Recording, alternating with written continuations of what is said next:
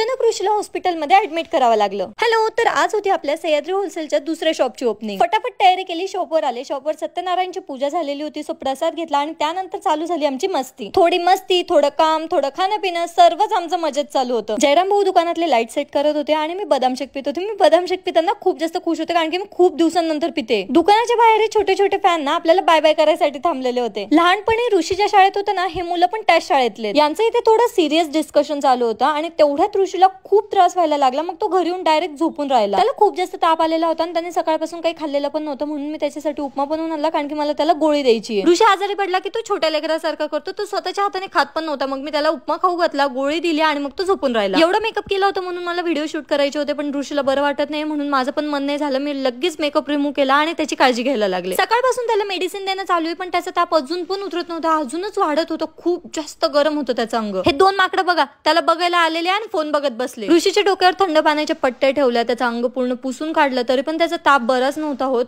इतकं टेन्शन आलेलं होतं ना, कारण की यावेळेस त्याला खूप जास्त ताप आलेला होता। त्याचा घसा सुद्धा खूप दुखत होता। मग मी त्याच्यासाठी एक काढा बनवला आणि त्याला दिला, पण त्याने सुद्धा त्याला काहीच फरक पडला नाही। रात्रीला त्याला झोप सुद्धा लागली नाही, कारण की त्याचा ताप आहे ना वाढतच चाललेला होता आणि त्याचं अंग खूप जास्त गरम होतं। त्याला दवाखान्यात जायचं खूप जास्त कंटाळा आलेला होता, पण त्याला जबरदस्ती आम्ही रात्रीच्या 4 वाजता दवाखान्यात घेऊन गेलो आणि तिथे गेल्यावर आम्हाला कळालं की याला लिमिट पेक्षा जास्त ताप आलेला आहे आणि आता याला ऍडमिट करावं लागणार आहे। हॉस्पिटलची पूर्ण ट्रीटमेंट झाली, त्याला सुट्टी झाली, तरी पण त्याला बरं वाटत नव्हतं। घरी येऊन सुद्धा त्याला ना खूप जास्त विकनेस आणि ताप आलेला होता। मेडिसिन वगैरे त्याच्या अजून पण चालू होत्या। आता आपण डायरेक्ट भेटूयात ऋषीला बरं वाटल्यावर।